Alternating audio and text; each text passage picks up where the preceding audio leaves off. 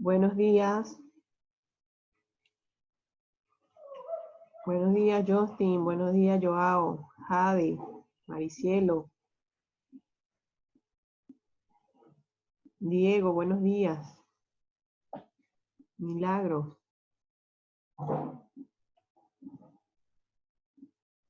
Buenos días, Aracelis. Hoy vamos a continuar con el tema de circulación y transporte. Y vamos a trabajar hoy con lo que es la circulación en los vegetales. Ya trabajamos con la circulación en los humanos, explicamos lo que era el ciclo cardíaco. Ahora vamos con la circulación en los vegetales. ¿Alguien sabe más o menos cómo es el transporte de sustancias a través de los vegetales?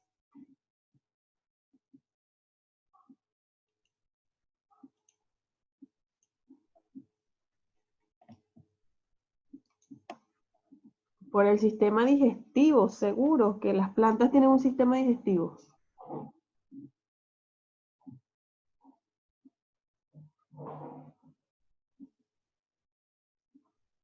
Por sus vasos conductores, dice Diego, muy bien. Por aquí Milagro me nombra el xilema, la fotosíntesis, me nombran por aquí también. ¿Será la fotosíntesis un sistema conductor de nutrientes?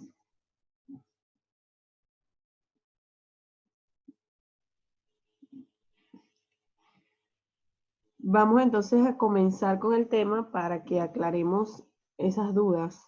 ¿Cuáles son los tejidos conductores en las plantas? ¿Ven las diapositivas?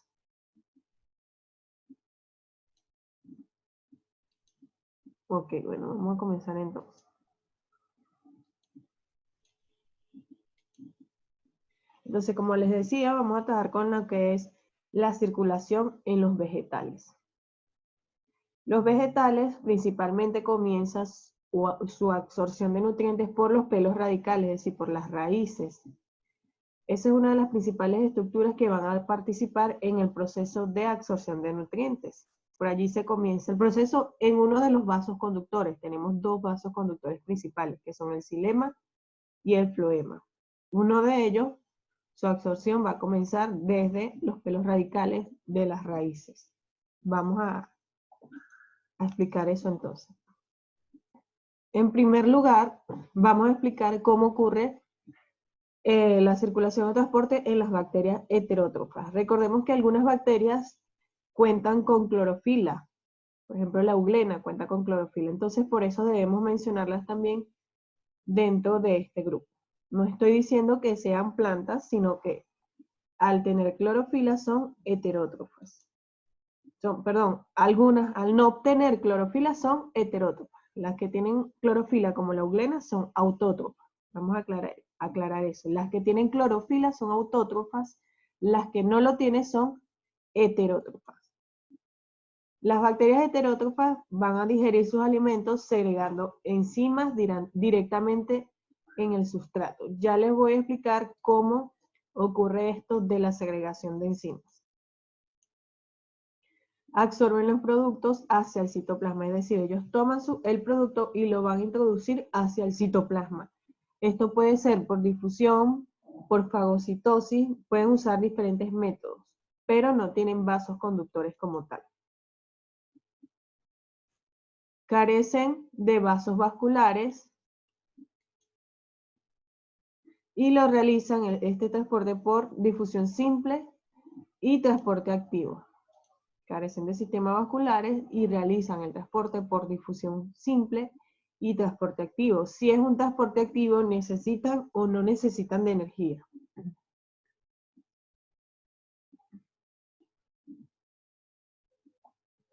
¿Necesitan o no necesitan de energía para el transporte activo?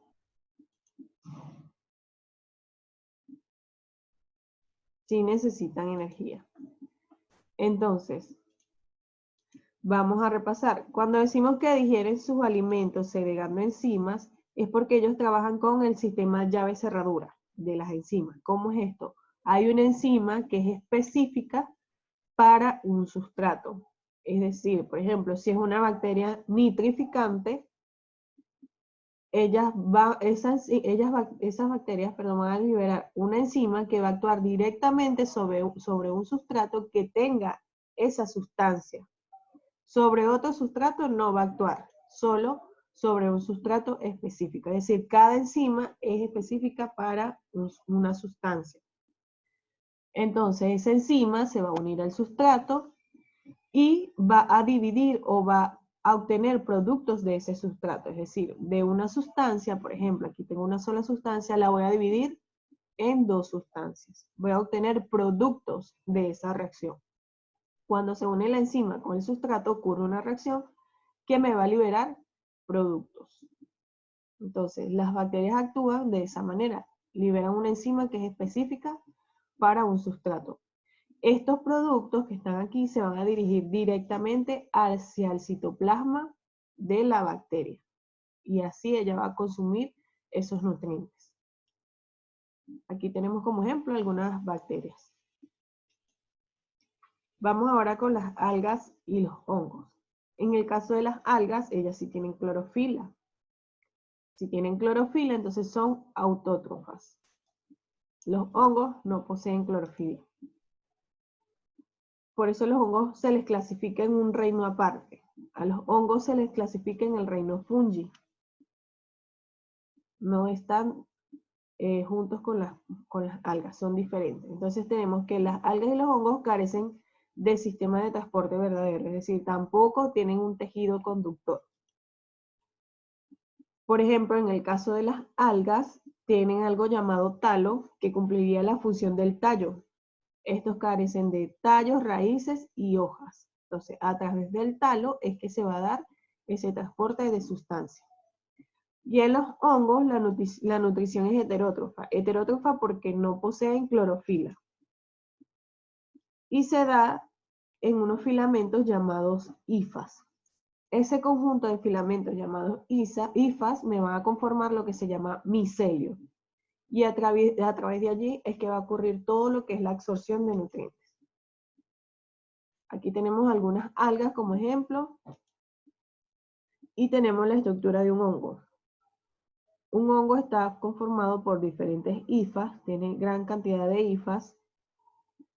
Cada hifa va a tener núcleos y va a tener su citoplasma donde se absorben los nutrientes. El conjunto de hifas, o sea, todas las hifas unidas me van a conformar lo que se llama micelio.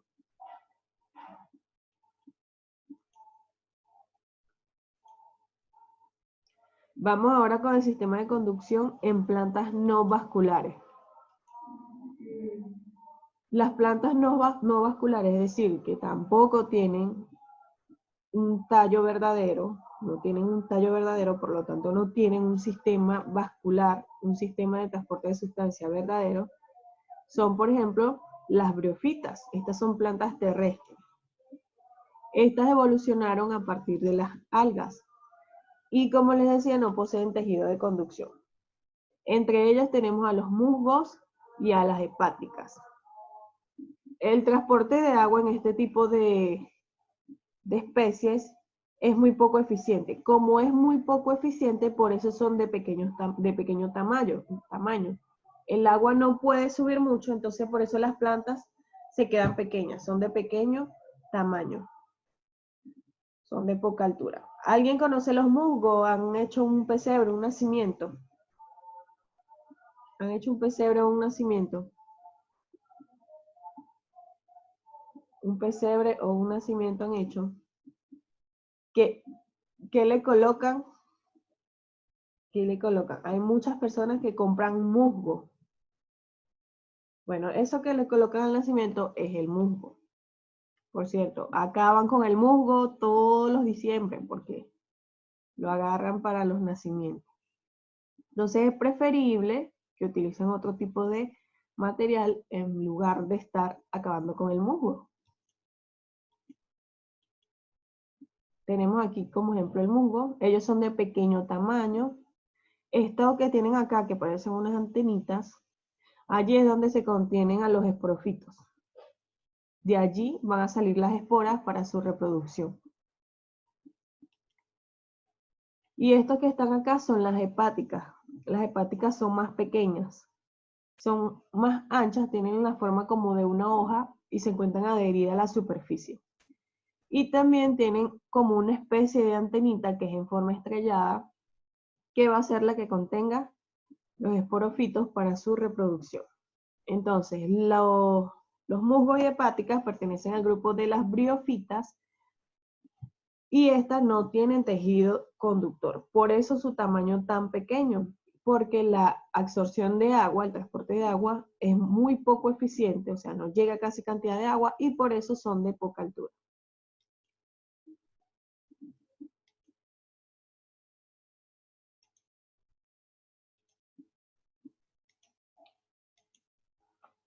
Continuamos. Vamos ahora con el sistema de conducción en las plantas vasculares. Las plantas vasculares son las que sí tienen un tallo verdadero. A ver, por allí me nombraron a uno de los tejidos conductores, me nombraron al xilema. ¿Cuál será el otro tejido conductor? El floema, muy bien. Entonces, los dos tejidos conductores son, en las plantas vasculares son el xilema y el floema. Cuando hablamos de plantas vasculares nos referimos a que tienen un tallo verdadero. Recordemos, las briofitas no lo tienen. Recordemos también que las algas y los hongos no lo tienen. Las algas tienen algo llamado talo, que funciona como un tallo, y los hongos tienen algo que se llama hifas, que en conjunto me van a formar un micelio, que es lo que le va a dar la estructura al hongo, pero no poseen un tallo. Entonces tenemos que los tejidos conductores o de transporte los vamos a encontrar principalmente en el cambium vascular. El cambium vascular es el tamaño en diámetro, es la estructura en diámetro, o sea, lo redondo del tallo de la planta. Ese va a ser el cambium vascular. Si ustedes observan el corte en un tronco, se van a fijar que hay numerosos aros, numerosos círculos. Todo eso me van a conformar el cambium vascular. Está conformado por células cilíndricas y allí nos vamos a encontrar con esos tubos o vasos conductores que van a transportar sustancias nutritivas. En primer lugar tenemos al xilema. El xilema está conformado por células muertas, alargadas y cilíndricas. Estamos hablando de células muertas, es decir, que el xilema lo vamos a encontrar principalmente en los tejidos adultos de las plantas. Posee paredes gruesas de lignina, no tiene celulosa sino lignina, constituyen a los vasos leñosos y conducen la savia bruta. La savia bruta está compuesta por agua, sales minerales y otros nutrientes. Va a tener en su conformación otros nutrientes como algunos iones. Cuando hablamos de iones hablamos de sustancias con cargas positivas o cargas negativas. Pues, pueden ser cationes o aniones. Y en este xilema las sustancias van desde la raíz hasta las hojas de las plantas. Y estas estructuras se encargan de sostener a la planta. Entonces la dirección del transporte va a ser desde la raíz, comienza con los pelos radiculares, hasta las hojas. O sea que el sentido va de abajo hacia arriba. Vamos con el floema. El floema está conformado por células vivas cilíndricas. Forman a los vasos liberianos o cribosos. Transportan la savia elaborada. La savia elaborada está compuesta por sustancias orgánicas, nutrientes y fitohormonas.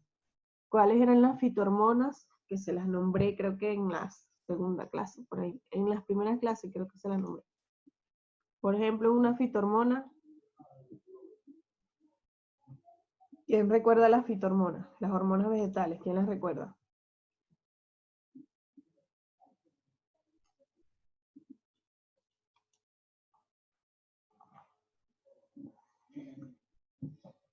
¿Quién recuerda las fitohormonas? Nadie, ya se le olvidaron. Ya se les olvidaron las hormonas vegetales.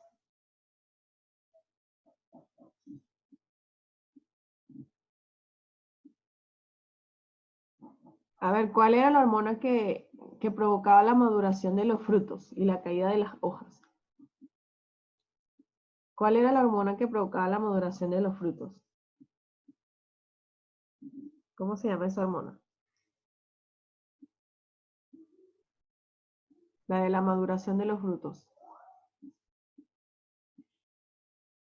El etileno, muy bien.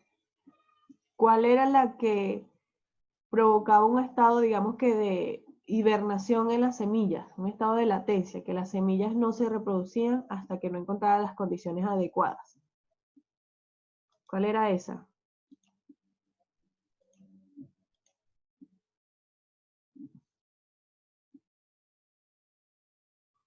¿Cuál era esa hormona?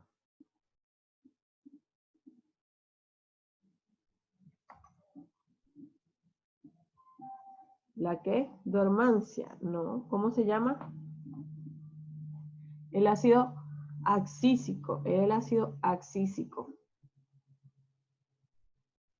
Entonces, dentro de la savia elaborada nos vamos a encontrar con sustancias orgánicas, nutrientes y las fitohormonas. Es decir, gracias a la savia elaborada, gracias al tejido conductor que es el floema, es que esas fitohormonas se van a distribuir por toda la planta para realizar sus funciones. Entre las fitohormonas tenemos las que ya nombramos, el etileno, ácido oxísico, tenemos a las citoquininas, ¿a cuál más tenemos? A las auxinas, giberelinas, tenemos varias. Y este floema, su sentido de transporte va a ser desde los centros fotosintéticos hacia los centros de almacenamiento. ¿Cuáles son esos centros fotosintéticos? ¿Cuáles son los centros fotosintéticos de las plantas? ¿Cuáles son los centros fotosintéticos de las plantas? Las hojas. Va a ir entonces desde las hojas hacia los centros de almacenamiento. Entonces el sentido va a ser de arriba hacia abajo, de los lados hacia el centro, va a tener varios sentidos, va a ser bidireccional, depende de dónde estén las hojas. Las hojas pueden estar arriba, pueden estar a los laterales.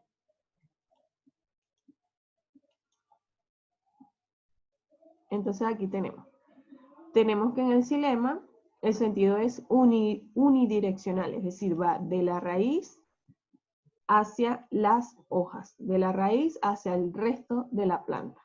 Transporta la savia bruta, que son agua y sales minerales. No tiene paredes finales entre células y sus paredes están reforzadas con lignina. Tenemos al floema que me va a transportar a la savia elaborada, que son los productos de la fotosíntesis. Entonces la fotosíntesis participa de qué manera en la conducción.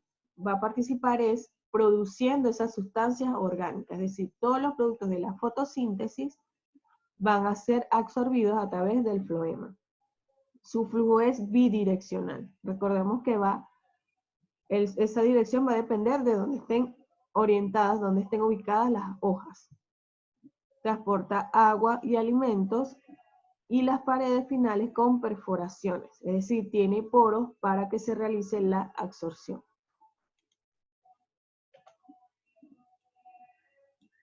Entonces, con esto terminamos lo que es el sistema de conducción en las plantas vasculares. Vamos a realizarle unas preguntitas con respecto a esto que acaban de ver.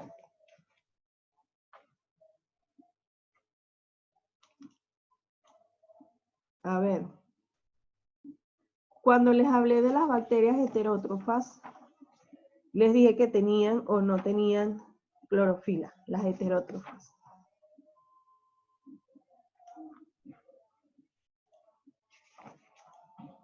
Que no tenían clorofila. ¿Cuáles son las que tienen entonces? ¿Cuáles son las que tienen? Las autótrofas. ¿Y qué quiere decir autótrofo? ¿Qué quiere decir que sean autótrofas? Que fabrican su propio alimento. ¿Y cuál les nombré que sí estaba dentro de esas bacterias autótrofas, la que sí tiene clorofila? ¿Cuál era? ¿Cuál era la que sí tenía clorofila que se las nombré? No, pero las algas no son bacterias. Dentro de las bacterias hubo una que les nombré. ¿No? Ajá, la cianobacteria, ¿como cuál? Les nombré una. Hubo una que les nombré. Les nombré a la euglena. La euglena es una bacteria que sí tiene clorofila. Ella es autótrofa. Porque nombran a Eugenio Derbez. ¿Qué tiene que ver Eugenio Derbez ahí?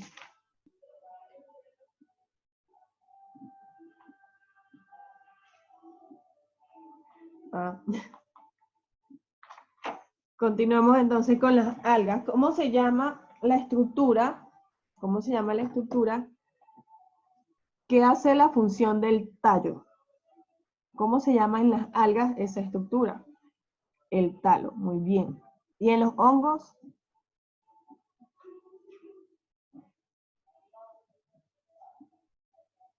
En los hongos, ¿cómo se llama esa estructura? No, peciolo no es, heterótrofo tampoco. ¿Cómo se llama esa estructura? Talo es de las algas. De los hongos, ¿cómo se llama?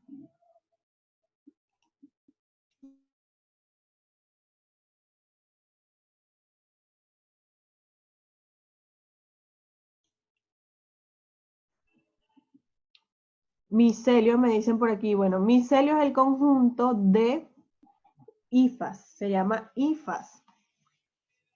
Hifas. Micelio es el conjunto de hifas.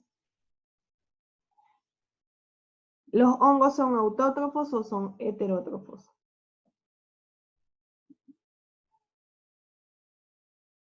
¿Y las algas? Heterótrofos me dicen por aquí que son los hongos. Y las algas, por aquí Lucero me dice que son autótrofas. Muy bien. Las algas poseen clorofila, por lo tanto son autótrofas. Los hongos no poseen clorofila.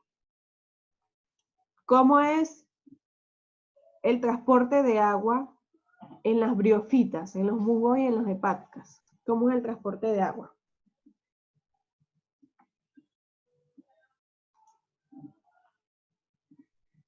Por el suelo, me dicen aquí. A eso me refiero. Por aquí me dicen muy poca agua, es decir, que es muy poco eficiente. ¿Y qué trae esto como consecuencia que sea poco eficiente?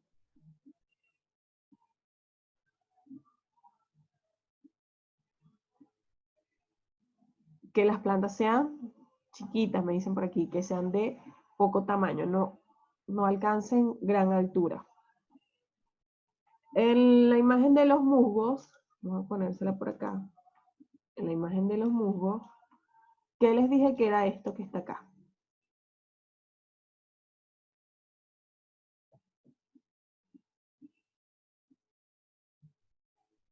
¿Sí ven lo que les señaló? ¿Qué es esto? Le dije que era especie de unas antenas, pero no son en realidad antenas. Ajá, esto es un musgo, pero ¿cómo se llama? Exacto, por aquí Jade investigó más, la cofia. ¿Qué contiene esa cofia? A las esporas, muy bien. Entonces, esto que está acá es el esporofito. El esporofito es completo. Digamos que ese es el órgano masculino. Y esto acá, lo más como ovalado, esa es la cofia, que contiene a las esporas. Ellas son liberadas y las que no tienen esto son las hembras que van a recibir a esas esporas. Y allí va a ocurrir la reproducción de esa planta. Entonces aquí se encuentran encapsuladas las esporas para su reproducción. Estas que están acá, ¿cómo se llaman? Estas que están acá, ¿cómo se llaman? Si este es el musgo, esta es la hepática. Igualmente pasa con esto que está acá. Ese es su esporofito. Allí están contenidas las esporas. Vamos con los tejidos de transporte, de conducción en las plantas vasculares. ¿Qué les dije que quería decir que eran vasculares?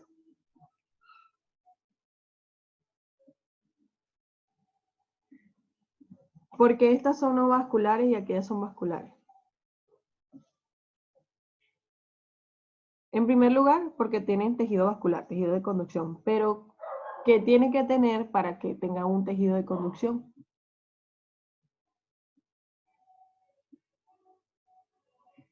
¿Qué diferencia hay? ¿Qué diferencia hay entre un musgo y, por ejemplo, un árbol de mango?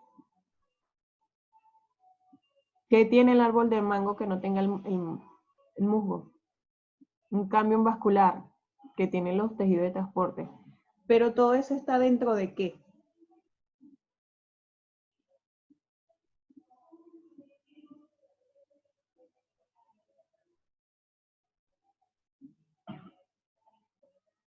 Dentro del tallo, ¿no? Tenemos un tallo. Las plantas que tienen tejido vascular tienen un tallo verdadero. Ese tallo verdadero está conformado por el cambión vascular, por células cilíndricas, y allí nos vamos a encontrar con esos tubos o vasos conductores que se van a encargar del transporte de sustancias nutritivas. Entonces, el xilema, este está conformado por ¿qué tipos de células? ¿Células vivas o células muertas?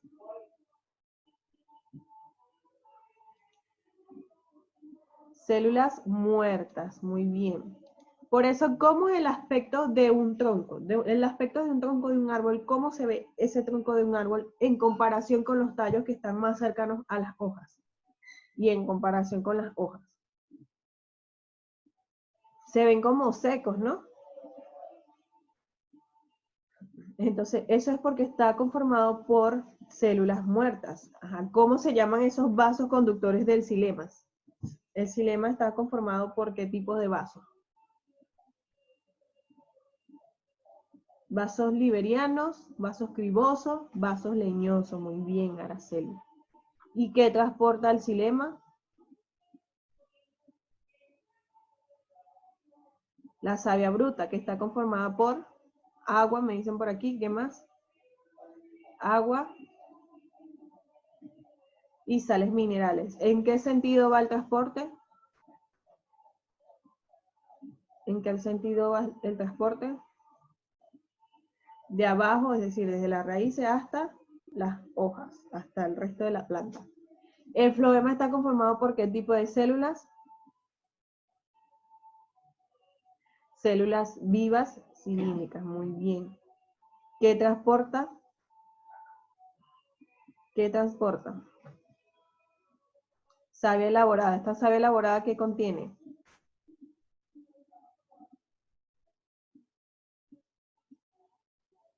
¿Qué contiene la savia elaborada? Nutrientes que son producto de ¿qué?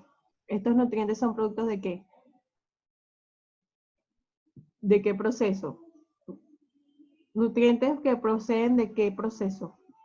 De la fotosíntesis. Por aquí también me nombra que contiene fitohormonas y también tiene sustancias orgánicas. ¿Mediante qué tipo de vasos? ¿Cómo se llaman los vasos? Si en el xilema se llama vasos leñosos, ¿cómo se llaman en el floema? Vasos liberianos o cribosos. Por aquí me dicen que almidones también, exacto. Cuando hablamos de sustancias orgánicas nos referimos a los almidones, por ejemplo. ¿Y en qué sentido va el transporte?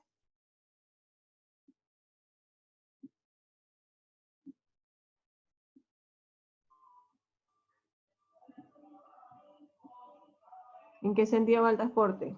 De arriba abajo, seguro. Bidireccional, es decir, va desde los centros fotosintéticos, que son las hojas, hacia los de almacenamiento, que puede ser cualquier otra parte de la planta. Por aquí me preguntan qué es sustrato. Sustrato es la sustancia sobre la cual va a actuar una enzima. Por ejemplo, si es por ejemplo, en la boca tenemos a la amilasa salival. Esa es una enzima. Ella actúa sobre los carbohidratos, sobre los almidones. Entonces, el sustrato de esa enzima va a ser el almidón. El sustrato es la sustancia sobre la cual va a actuar una enzima. Bueno, ya son las 9:30, con esto terminamos el tema. Espero les haya quedado claro. ¿Alguna pregunta? No, no hay tarea. Igual cuando yo les pregunto aquí voy tomando en cuenta la participación de ustedes. Ok, bueno. Entonces me despido. Feliz fin de semana.